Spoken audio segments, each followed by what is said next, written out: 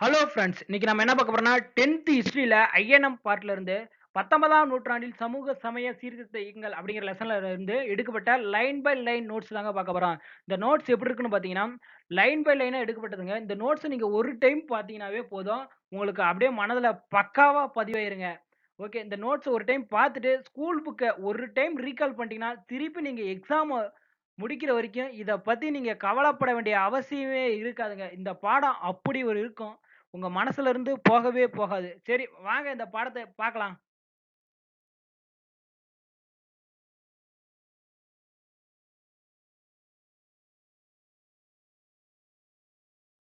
முதல்ல பார்க்கக்கூடியது, எழுத்துக்களை உருவாக்கும் நோக்கில் அறிமுகம் செய்யப்பட்ட ஆங்கில கல்வி ஒரு புதிய ஆங்கில கல்வி பயின்ற நடுத்தர வர்க்கத்தை உருவாக்கியது.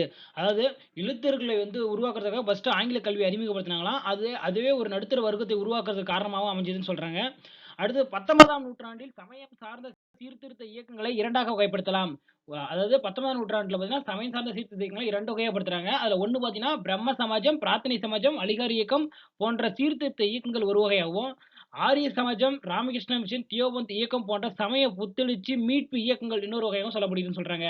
அடுத்தது தமிழகத்துல இருந்த மற்றும் சமூக சீர்திருத்தவாதிகள் பத்தி யார் யாருன்னு பார்த்தீங்கன்னா, பூனேவில் ஜோதிபாய் பூலே, கேரளாவில் நாராயணகுரு, ஐயங்காளி, தமிழகத்தில் ராமலிங்க அடிகள், அயோத்திதாசர் அவங்கலாம் பார்த்தீங்கன்னா, சமய சீர்திருத்தவாதிகள் அப்படின்னு சொல்லப்படுறாங்க. அடுத்தது பார்க்கக்கூடியது பார்த்தீங்கன்னா, வங்காளத்தில் தொடக்க கால சீர்திருத்த இயக்கங்கள். ராஜாராம் மோகன் ராயும், பிரம்ம சமாஜமும். ராஜாராம் மோகன் ராயோட காலம் பார்த்தீங்கன்னா, 1772 டூ 1833.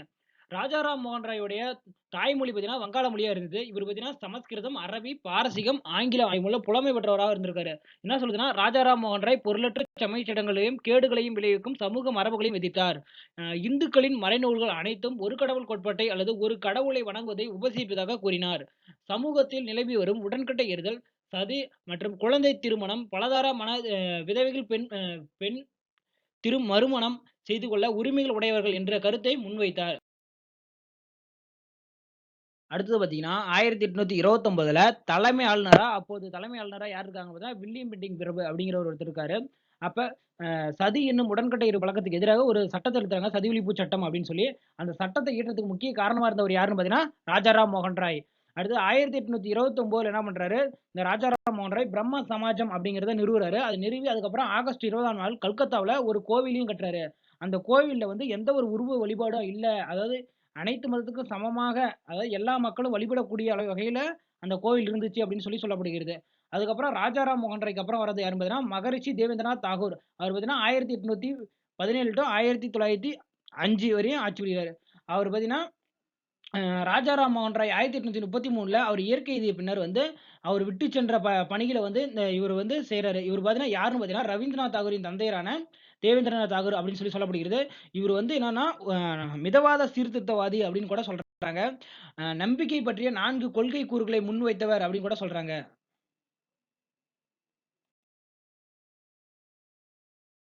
அடுத்து நம்ம பார்க்கக்கூடியது யாருன்னு பார்த்தீங்கன்னா, கேசவ சந்திர சென். இவருடைய காலம் பார்த்தீங்கன்னா, 1838 டூ 1884.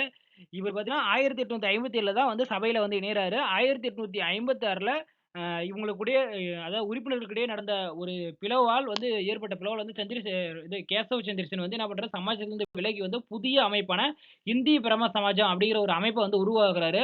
அதுவுமே கூட அவர உருவாக்கி கொஞ்ச நாள்ல என்ன பண்றாருன்னா, அ அதாவது அனைத்து சமாஜமும் ஆ என்ன சொல்றதுன்னா, குழந்தை திருமணத்தை எதிர்த்த நிலைமையில இவரு என்ன பண்றாரு, இந்திய இளவரசர் ஒருவரின் ஒருவருக்கு தனது 14 வயசு மகள திருமணம் செய்து வச்சுடுறாரு. அதனால கோபம் அடைஞ்ச சமாஜத்தில இருந்த மற்றவர்கள் என்ன பண்றாங்க, அந்த சமாஜத்திலிருந்து விலகி புதிய சமாஜமான சாதாரண சமாஜ் அப்படிங்கிற ஒரு அமைப்புல போய் உருவாக்கி அதில போய் சேர்ந்துடுறாங்க எல்லாரும். அடுத்தது பார்க்கக்கூடியவர் பார்த்தீங்கன்னா, ஈஸ்வர சந்திர வித்யாசாகரர். அவருடைய காலம் பார்த்தீங்கன்னா, 1820 டூ 1891. இவரு பார்த்தீங்கன்னா, வங்காளத்தை சேர்ந்த ஒரு முதன்மையான சீர்திருத்தவாதின்னு கூட சொல்றாங்க. இவரு பார்த்தீங்கன்னா என்ன சொல்றாருன்னா, இந்து மறைநூல்களிலிருந்து முற்போக்கானவை என வாதிட்டவர் இந்த ஈஸ்வர சந்திர வித்யாசாகர்.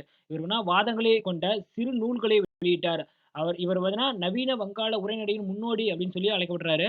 இவரு பெண்களுக்கான பள்ளிகள் நிறுவப்பட வேண்டும் அப்படின்னு சொல்லியும் சொல்றாரு. நெறைய உதவிகளும் அதுக்காக செஞ்சிருக்காரு. இந்து சமூகத்தில் குழந்தை பருவத்திலேயே விதவைகளான சிறுமிகளின் வாழ்வை மேம்படுத்துவதற்காக தனது முழு வாழ்வையும் அர்ப்பணித்து சொல்லப்படுறாரு. பண்டித ஈஸ்வர சந்திர வித்யாசாகர் பார்த்தீங்கன்னா, தலைமையேற்ற இயக்கத்தின் விளைவா என்ன பண்றாங்கன்னா, 1856ல மறுமண சீர்திருத்த சட்டம், அதாவது விதவைகள் மறுமண சட்டம் வந்து இயற்றப்பட்டுகிறது. எப்ப? 1856ல. 1860ல முதல் முறையாக திருமண வயது சட்டம் இயற்றப்பட்டது. அடுத்தது பார்த்தீங்கன்னா, பிரார்த்தனை சமாஜம் 1867ல தொடங்கப்பட்டது. இது பார்த்தீங்கன்னா, மகாராஷ்டிரா பகுதி வந்து சீர்திருத்த நடவடிக்கைக்கு ஆதரவு கிடைக்கப்பெற்ற மற்றொரு பகுதி அப்படின்னு கூட சொல்லப்படுகிறது. பிரம்ம சமாஜத்துக்கு இணையாக பம்பாயில வந்து 1867ல நிறுவப்பட்ட அமைப்பே இந்த பிரார்த்தனை சமாஜமாகும். இதனை பார்த்தீங்கன்னா, நிறுவியவர் யாருன்னு பார்த்தீங்கன்னா, ஆத்மரங் பாண்டரங் மற்றும் அவருடைய மேன்மைமிக்க உறுப்பினர் பார்த்தீங்கன்னா, ஆர்.சி. பாண்டக்கர், நீதிபதி மகாதேவ் கோவிந்த ரானடே அப்படிங்கிற இவங்க 2 பேரும் தான். அடுத்து இவங்க 2 பேரும் எப்படி இருக்காங்க அப்படின்னா, சாதி மறுப்பு, சாதி மறுப்பு, திருமணம், விதவை மறுமணம், பெண்கள் மற்றும் ஒடுக்கப்பட்ட மக்களின் முன்னேற்றம் போன்ற நடவடிக்கைகளுக்காக தங்களை அர்ப்பணித்துக் கொண்டவர்களாக இருக்கிறாங்க. மகாதேவ் கோவிந்த் ரானடே என்ன பண்றாருன்னா, விதவை மறுமண சங்கம் 1861, பூனே சர்வஜனிக் சபா 1870, தக்கான கல்விக் கழகம் 1884 ஆகிய அமைப்புகளை நிறுவியிருக்கிறாரு. இந்து புத்தெழுச்சி இயக்கம். அதுதான் சுவாமி தயானந்த சரஸ்வதி மற்றும் ஆரிய சமாஜம் 1875லே தொடங்கப்பட்டது. அதாவது பஞ்சாப்ல ஆரிய சமாஜம் சீர்திருத்த இயக்கங்களுக்கு தலைமையேற்றிருந்தது. அப்ப பார்த்தீங்கன்னா, 1875ல வந்து அமைப்பு வந்து நிறுவப்பட்டிருக்குது. அமைப்பு நிறுவியவர் யாருன்னு பார்த்தீங்கன்னா, சுவாமி தயானந்த சரஸ்வதி. அவருடைய நூலான சத்யத்த பிரகாஷ் அது வந்து பெரும்பாலானோரால் படிக்கப்பட்டுள்ளது. இது குழந்தை திருமணம், விதவை மறுமணத்திற்கு மறுப்பு போன்ற பழக்கவழக்கங்கள் அயல்நாடு சென்றால் தீட்டு என்று சொல்லப்படுவதாலும், மறைநூல்கள் ஏற்றுக்கொள்ளப்படவில்லை என்று அறிவித்தவர் தான் இந்த ஈஸ்வர சந்திர வித்யாசாகர். இவர் பார்த்தீங்கன்னா, ஆரிய சமாஜம் இந்து மதத்திலிருந்து மூட நம்பிக்கைகளை மறுத்தது. அதனுடைய முழக்கம் வேதங்களுக்கு திரும்புவோம் என்பதாகும். அதாவது முக்கியமா இதுல கேட்கக்கூடியதுன்னா, ஆரிய சமாஜம் என்ன சொல்லுதான், வேதங்களுக்கு திரும்புவோம் அப்படின்னு சொல்லக்கூடிய முழக்கம் எந்த இதிலிருந்து வருது பார்த்தீங்கன்னா, ஆரிய சமாஜம் அப்படின்னு சொல்லப்படுகிறது. ஓகே. ஏற்கனவே இஸ்லாமுக்கும் கிறிஸ்துவ மதத்திற்கும் மாறிய இந்துக்களை மீண்டும் இந்துக்களாக மாற்ற சுத்தி என்னும் சுத்திகரிப்பு சடங்கை சமாஜம் வகுத்துக் கொடுத்தது.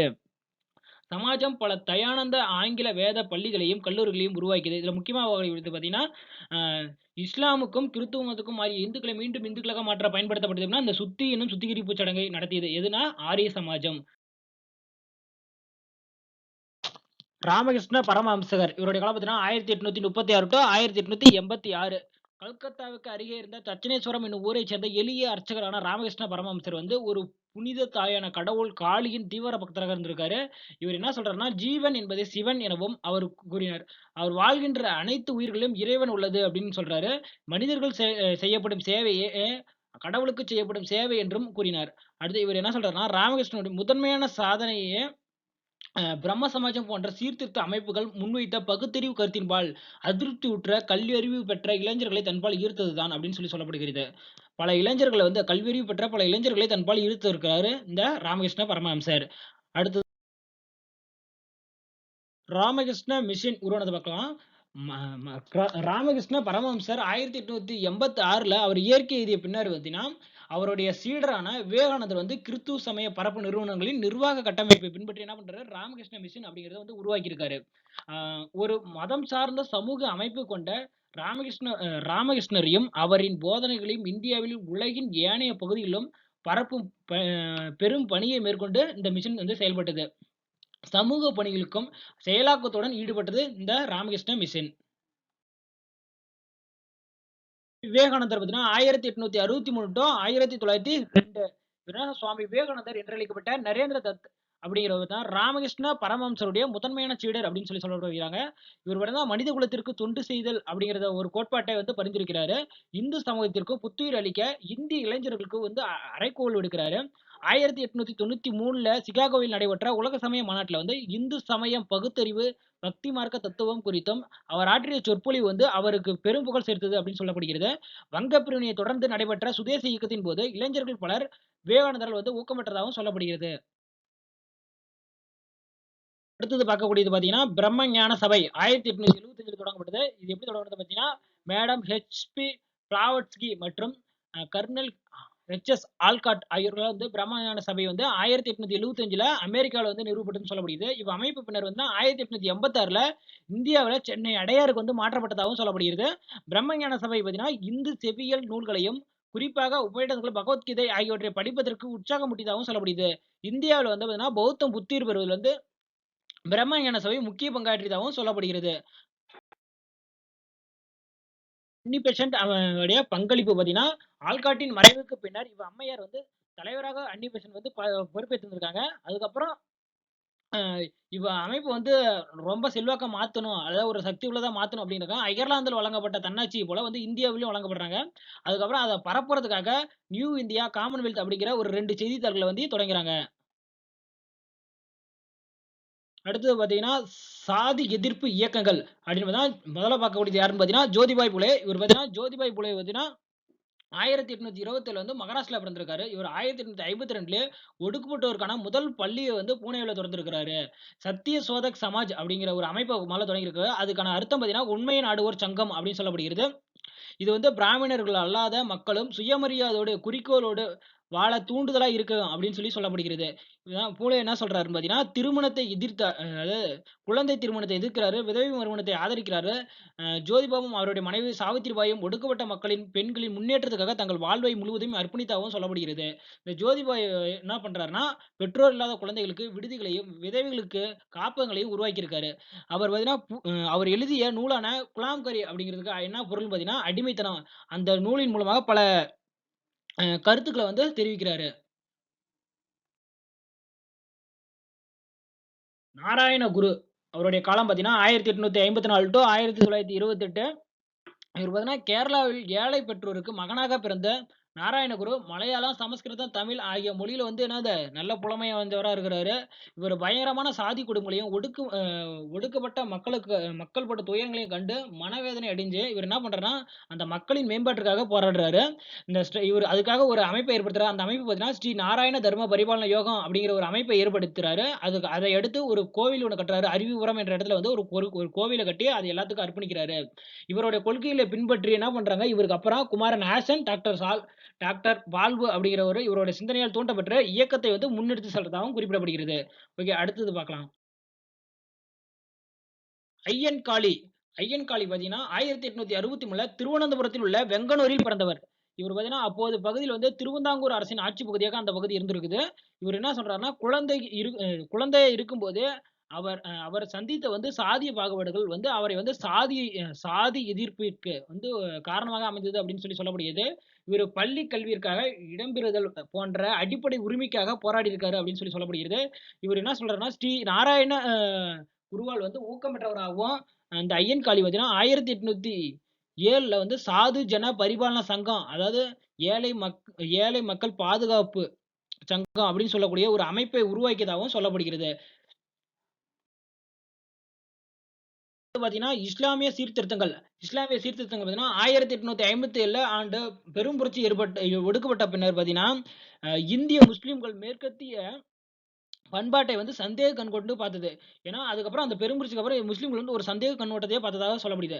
அதுல பார்த்தீங்கன்னா, முஸ்லிம் தலைவர்கள்ல மிக சிறந்த தலைவர் அப்படின்னு சொல்லக்கூடிய ஒருத்தர் பார்த்தீங்கன்னா, சர் சையத் அகமது கான். அவர் என்ன சொல்றாருன்னா, அ டெல்லியில் உயர்குடி முஸ்லிம் குடும்பத்தில் பிறந்த சர் சையத் அகமது கான், அ படிப்பறிவின்மையே, குறிப்பாக இஸ்லாம் மதத்தில இருக்கவங்களுக்கு வந்து படிப்பறிவின்மையே, நவீன கல்வியறிவின்மையே இஸ்லாம் மக்களுக்கு பெரும் தீங்கு விளைவித்தது. அவர்களை கீழ்நிலையில் வைத்து விட்டது அப்படின்னு சொல்றாரு.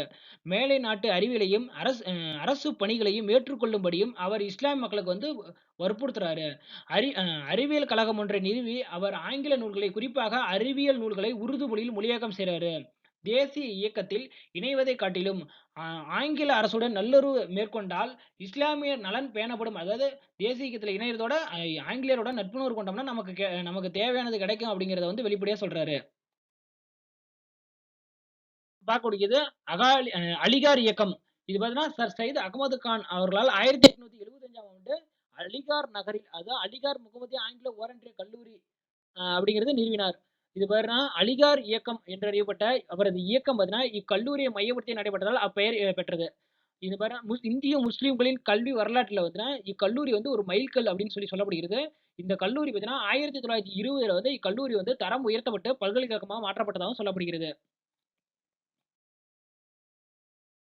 தியோபந்த் இயக்கம் ஒரு மீட்பு இயக்கம் அப்படின்னு சொல்றது. இது பழமையான முஸ்லீம் இருக்காங்கல்ல, அவங்களால தொடங்கப்பட்ட ஒரு இயக்கம் தான் இந்த தியோபந்த் இயக்கம் அப்படின்னு சொல்லுது. இத தொடங்கியவர்கள் யாருன்னா, முகமது குவாசிம் நானோதவி மற்றும் ரஷீத் அகமத் கங்கோத்ரி அப்படிங்கிறவர் பார்த்தீங்கன்னா, இவரோட தலைமையில தான் உருவாக்குனதா சொல்லப்படுகிறது. இவங்க 2 பேரும் சேர்ந்து ஒரு 1866ல வந்து உத்தரப்பிரதேசத்துல உள்ள சரகன்பூரில் ஒரு பள்ளியை நிறுவியதாகவும் சொல்லப்படுது. உண்மையான இஸ்லாம் மதம் இந்த பள்ளியில வந்து கற்றுக் கொடுத்ததாகவும் சொல்லப்படுகிறது. மேலை நாட்டு பண்பாட்டை புறக்கணித்ததாகவும் சொல்லப்படுகிறது. உண்மையான இஸ்லாம் மதத்தையும், அந்த இஸ்லாம் ஒழுக்கத்தையும் கற்றுத் தருவதே இந்த பள்ளியோட நோக்கமாகவும் இருந்ததாகவும் சொல்லப்படுகிறது. அதாவது சில முரண்கள் காரணமாக இந்த இவங்க இருவருக்கு அப்புறம் பார்த்தீங்கன்னா, புதிய ஆட்சியாளராக வந்தவர் யாருன்னு பார்த்தீங்கன்னா, மௌலானா முகமது உல் ஹாசன் அப்படிங்கிறவர் தான் புதிய புதிய தலைவரா ஆனாரு. இந்த தியோபந்த் இயக்கத்துக்கு. அதுக்கப்புறம் இந்த ஹாசனுடைய கருத்து அப்படின்னு சொல்லி என்னன்னு பார்த்தீங்கன்னா, இவர் என்ன சொன்னா, ஜமைத் உல் உலேமா அப்படின்னா, அதுக்கான பொருள் வந்து இறையாளர்களின் அவை அப்படின்னு சொல்லப்படுது. அதாவது இந்திய ஒற்றுமை அப்படிங்கிறத சொல்றாராம். ஓகே. அடுத்தது பார்த்தீங்கன்னா, சீர்திருத்த இயக்கங்கள். அதாவது 19ஆம் நூற்றாண்டுல இடைப்பகுதியில் பார்சி சீர்திருத்த இயக்கம் பார்த்தீங்கன்னா, பம்பாயில வந்து தொடங்கப்பட்டதா சொல்லப்படுகிறது. இது தொடங்கியவர் யாருன்னு பார்த்தீங்கன்னா, 1851ல பர்தூன்ஜி நௌரோஜி என்பவரால் தொடங்கப்பட்டதுன்னு சொல்றாங்க. அதாவது ரஹ்மான்மாய் மக்தான் சபா அப்படின்னு ஒரு அமைப்ப வந்து அவர் தொடங்குறாரு. அது பார்த்தீங்கன்னா, பார்சிகளின் சீர்திருத்த இயக்கம் சங்கம் எனும் அமைப்பை ஏற்படுத்தியதாகவும் அது குறிப்பிடப்படுகிறது. அதாவது ராஷ்ட் கோப்தரா அப்படின்னா உண்மை விலை. இது அடிக்கடி கேட்கக்கூடிய ஒரு கொஸ்டின். அதாவது ராஷ்ட் கோப்தார் அப்படிங்கிற முழக்கம் எங்கிருந்து வருதுன்னு பார்த்தீங்கன்னா, இந்த பார்சி சீர்திருத்த இயக்கத்துல தான் வரக்கூடியது. இந்த பார்சி சீர்திருத்த இயக்கத்தை தொடங்கியவர் யாருன்னு பார்த்தா பர்துன்ஜி நௌரோஜி அப்படிங்கிறது மறந்துடாதீங்க. ஓகே. அடுத்ததுன்னா பெரம் மல்பாரி பெரம்ஜி மல்பாரி என்பவர் குழந்தை திருமண பழக்கத்திற்கு எதிரான சட்டம் இயற்றப்பட வேண்டும் என இயக்கம் நடத்தினார் அப்படின்னு சொல்லப்படுகிறது. இச்சமூகம் பெரோசா மேத்தா, தீன் வாக்ஷா போன்ற சிறந்த தலைவர்களை உருவாக்கியது. ஓகே. தான் சீக்கியர் சீர்திருத்த இயக்கம் அப்படின்னு சொல்லக்கூடிய நிரங்கரி இயக்கம், நாம்தாரி இயக்கம் அப்படின்னு சொல்லி 2 இருக்கு. பஞ்சாபில் சீக்கிய சமூகத்திலும் சீர்திருத்த முயற்சிகள் மேற்கொள்ளப்பட்டன. அதாவது நிரங்கரி இயக்கம் பார்த்தீங்கன்னா, நிறுவனரான பாபா தயாள்தாஸ் என்ன சொன்னா, உருவமற்ற இறைவனை வழிபட வேண்டும் அப்படின்னு சொல்லி வலியுறுத்துறாரு. குரு நானக்கின் தலைமையின் கீழ் ஆதி கிரகத்தையும் மதித்தல் அப்படிங்கிறது இவர்களுடைய ஒரு கட்டமைப்பா இருக்குது. இவங்க என்ன சொல்றேன்னா, அதாவது பாபாரம் சிங் அப்படிங்கிறவர் என்ன பண்றாருன்னா, நாம்தாரி இயக்கத்தை வந்து தோற்றுவிக்கிறாரு. அந்த நாம்தாரி இயக்கத்துல என்ன சொன்னா, சீக்கியர்களின் அடையாளங்களையும் அதாவது கிர்பான் அப்படின்னு அதாவது கிர்பான் அதாவது வாளை தவிர அணிய வற்புறுத்துகிறார். அதாவது என்ன சொல்றாருன்னா, வாளுக்கு பதிலாக தனது சீடர்களை லத்தியை வைத்துக் கொள்ளும்படி இவர் என்ன இந்த ராம் சிங் வந்து குறிப்பிடுறாரு. ஓகே. இவ்வியக்கம் வந்து ஆணும் பெண்ணும் சமம் அப்படிங்கிறது கருதுன்னு கூட சொல்றாங்க. மறுமணத்தை ஆதரித்து வரதட்சணை முறையையும், குழந்தை திருமணத்தையும் தடை செய்கிறது இந்த இயக்கம். சிங் சபா எனும் அமைப்பு அமிர்தசரஸில் நிறுவப்பட்டது. சீக்கிர சீக்கிய மதத்தின் புனிதத்தை மீட்டெடுப்பது சிங் சபாவின் முக்கிய குறிக்கோளாக அமைந்தது அப்படின்னு சொல்லி சொல்லப்படுகிறது. ஆங்கிலேயரின் ஆதரவுடன் அமிர்தசரஸில் சீக்கியர்களுக்கென கால்சா கல்லூரி உருவாக்கப்பட்டிருக்கிறது. அதாவது சிங் சபா அகாலி இயக்கத்தின் முன்னோடி என்றும் சொல்லப்படுகிறது. இது திருப்பி திருப்பி கேட்கக்கூடிய ஒரு கொஸ்டின். சிங் சபா அகாலி இயக்கத்தின் முன்னோடி ஆகும். கூடியது பார்த்தீங்கன்னா, தமிழ்நாட்டின் சமூக சீர்திருத்தவாதிகள். இது பார்த்தீங்கன்னா, ஐஎன்எம்ல கேட்க போறதில்ல. யூனிட் 8ல மிக முக்கியமா கேட்கக்கூடிய ஒரு பார்ட் தான் இது. ஓகே வாங்க பார்க்கலாம். ராமலிங்க சுவாமிகள் இவருடைய காலம் பார்த்தீங்கன்னா, 1823 டூ 1874. இவர் பார்த்தீங்கன்னா, வள்ளலார் என பிரபலமாக அறியப்பட்ட ராமலிங்க அடிகள் சிதம்பரத்துக்கு அருகில் உள்ள மருதூர் எனும் கிராமத்தில் பிறந்ததாக சொல்லப்படுகிறது. இவர் துயரப்படும் உயிரினங்களை பார்த்து இரக்கம் கொள்ளாதவர்கள் கல்நெஞ்சக்காரர்கள். அவர்களை ஞானம் மேகங்களால் மூடப்பட்டு இருக்கும் எனும் கருத்தை முன்வைக்கிறார் அப்படின்னு சொல்லி சொல்லப்படுறாங்க. தன்னுடைய அன்பையும் இரக்கத்தையும் செடி கொடிகள் உட்பட அனைத்து உயிர்களிடம் காட்டினார். அதை வந்து என்ன சொல்றதுன்னா ஜீவ காருண்யம் அப்படின்னு என்று சொல்றாரு. 1865ல சமரச வேத சன்மார்க்க சங்கம் எனும் அமைப்பையும் இவர் நிறுவியிருக்காரு. பின்னர் வந்து அது வந்து சமரச சுத்த சன்மார்க்க சங்கம் என பெயர் மாற்றமும் செய்யப்பட்டுள்ளது. 1866ல தென்னிந்தியாவில் ஏற்பட்ட கொடிய பஞ்சத்தை கணக்கில் கொண்டு இவர் 1867ல வந்து சாதி எல்லைகளை தாண்டி அனைத்து மக்களுக்குமாக இலவச உணவகத்தை வந்து வடலூர்ல வந்து நிறுவியிருக்காரு. அவர் ஆற்றி அவர் இயற்றிய ஏராளமான பாடல்கள் வந்து என்ன பண்றாங்க, திருவருப்பா என்ற தலைப்பில் வந்து தொகுக்கப்பட்டிருக்கு. அடுத்தது நம்ம பார்க்கக்கூடிய தலைவர் பார்த்தீங்கன்னா, அ பண்டித அயோத்திதாசர் அவர்கள். அவருடைய காலம் பார்த்தீங்கன்னா, 1845 டூ 1914. ஒரு தீவிர தமிழ் அறிஞர், சித்த மருத்துவர், பத்திரிகையாளர், அரசியல் செயல்பாட்டாளர் அப்படின்னு சொல்லி சொல்லப்படுகிறவரு இவரு. இவரு பார்த்தீங்கன்னா, இவரு பிறந்தது வந்து சென்னையில பிறந்திருக்காரு. இவரு தமிழ், ஆங்கிலம், சமஸ்கிருதம், பாலி அப்படிங்கிற மொழி எல்லாத்திலயும் புலமை பெற்றவராகவும் திகழ்றாரு. இவரு சாதியத்தின் கொடிய பிடியிலிருந்து ஒடுக்கப்பட்டோருக்காக விடுதலை பெற பாடுபட்டவர்ன்னு கூட சொல்லப்படுறாங்க. அதாவது இவர் கல்வியை வலிமை பெறுவதற்கான கருவியாக கருதி தமிழகத்தில் ஒடுக்கப்பட்டோருக்கென பல பள்ளிகளையும் உருவாக்குவதற்கு உந்து சக்தியா திகழ்ந்தவர் யாருன்னா இந்த அயோத்திதாசர். சாதி மேலாதிக்கத்துக்கும் தீண்டாமைக்கு எதிராக கண்டன குரலை அடிக்கடி எழுப்பிக் கொண்டே இருந்தவர் யாருன்னா இந்த பண்டித அயோத்திதாசர் அவர்கள். ஓகே. 1882ல் அயோத்திதாசரும் ஜான் ரத்தினம் என்பவரும் திராவிட கழகம் என்னும் ஒரு அமைப்பை வந்து நிறுவியிருக்காங்க. அதுக்கப்புறம் 1885ல திராவிட பாண்டியன் என்னும் இதழையும் தொடங்கியிருக்காங்க. திராவிட மகாஜன சபை என்ற அமைப்பு 1897ல நிறுவியதாகவும் சொல்லப்படுகிறது. அதுக்கப்புறம் ஒரு முதல் மாநாட்டை வந்து நீலகிரியில நடத்தி வெற்றிகரமா நடத்தி முடிச்சிருக்காங்க. அதுக்கப்புறம் என்ன சொல்றாங்கன்னா, பிரம்மஞான சபையில் நிறுவியவரான இந்த ஒருவரான ஹெச்.எஸ். ஆல்காட்டுடைய வழிகாட்டுதல் பேர்ல இவர் என்ன பண்றாரு, 1898ல இலங்கைக்கு சென்று அங்க பௌத்தத்தை வந்து முதல்ல தழுவுறாரு. அதுக்கப்புறம் பௌத்தத்தின் வழியே பகுத்தறிவின் அடிப்படையிலான சமய கருத்துவாதத்தை வந்து கட்டமைப்பதற்காக சாக்கிய பௌத்த சங்கம் எனும் அமைப்பு வந்து சென்னையில வந்து முதல்ல நிறுவுறாரு. அதுக்கப்புறம் 1907ல ஒரு பைசா தமிழன் என்ற பெயர்ல வந்து வாராந்திர பத்திரிகை ஒன்று தொடங்கி 1914ல அவர் காலமாகும் வரை அந்த பத்திரிகை வந்து தொடர்ந்து வெளியிட்டுக்கிட்டே இருக்கிறாரு. அவ்வளவுதாங்க, முடிஞ்சிருச்சு. நீங்க பார்த்தது எல்லாமே ஆ பாயிண்டா எடுக்கப்பட்ட ஒரு ஒரு முக்கிய குறிப்புகள் தான். இத படிச்சாவே போதுமானது. சரி, ஓகே. அடுத்தது புட் பேக் 1 மார்க் அப்படிங்கிறது ரொம்ப முக்கியமாவே இருக்கு. வாங்க அத பார்க்கலாம். ஓகே. சரியான விடையை தேர்வு செய்யவும். எந்த ஆண்டில் உடன்கட்டை ஏறுதல், அதாவது சதி ஒழிக்கப்பட்டது அப்படின்னு பார்த்தீங்கன்னா, 1829. தயானந்தா சரஸ்வதியால் நிறுவப்பெற்ற சமாஜத்தின் பெயர் யாது அப்படின்னா, ஆரிய சமாஜம். யாருடைய பணியும் அ இயக்கமும் 1856ல் ஆண்டு விதவை மறுமண சீர்திருத்த சட்டம் இயற்றுவதற்கு வழிகொள்ளியது அப்படின்னா, ஈஸ்வர சந்திர வித்யாசாகர். அடுத்து ராஸ் கோப்தார் அப்படிங்கிறது யாருடைய முழக்கம் அப்படின்னு பார்த்தீங்கன்னா, பார்சி இயக்கத்தோட முழக்கம். நாம்தாரி இயக்கத்தை உருவாக்கியவர் யார் அப்படின்னா, பாபா ராம் சிங். அடுத்து விதவை மறுமண சங்கத்தை ஏற்படுத்தியவர் யார் அப்படின்னா, மகாதேவ் கோவிந்த் ரானடே. சத்யார்த்த பிரகாஷ் என்னும் நூலின் ஆசிரியர் யாருன்னு பார்த்தா, தயானந்த சரஸ்வதி.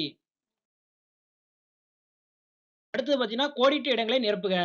ராமலிங்க சுவாமிகள் அப்படின்னா சமரச வேத சன்மார்க்க சங்கத்தை நிறுவினார். அடுத்து பூனே சர்வஜனிக் சபை நிறுவியவர் பார்த்தீங்கன்னா, மகாதேவ் கோவிந்த் ரானடே. குலாம்காரி நூலை எழுதியவர் ஜோதிபாய் புலே. ராமகிருஷ்ணா மிஷன் நிறுவப்பட்டது பார்த்தீங்கன்னா, சுவாமி விவேகானந்தர். சிங் சபா அகாலி இயக்கத்தின் முன்னோடி அமைப்பாகும். ஒரு பைசா தமிழன் பத்திரிகை துவங்கியவர் யாருன்னு பார்த்தீங்கன்னா, அயோத்திதாசர். பொறுத்துக. ஒரு பைசா தமிழன் பத்திரிகை, திருவருப்பா விதவை மறுமண சீர்திருத்த சட்டம், பாபா தயாள்தாஸ் நிரங்கரி இயக்கம், அ ஈஸ்வர் சந்திர வித்யாசாகர் ஆதி பிரம்ம சமாஜம், தேவேந்திரநாத் அப்படின்னா ஜீவகாருண்ய பாடல்கள். ஓகே. ஓகேங்க. அவ்வளோதாங்க. இதுவரையும் பார்த்தது உங்களுக்கு புடிச்சிருக்கும்னு நான் நெனைக்கிறேன். ஓகே. இதே மாரி இன்னொரு வீடியோல சந்திப்போம். லைக் பண்ணுங்க, ஷேர் பண்ணுங்க, கமெண்ட் பண்ணுங்க, சப்ஸ்கிரைப் பண்ணுங்க. தொடர்ந்து இதே மாரி உங்களுக்கு நெறைய வீடியோ போடுறதுக்கு நான்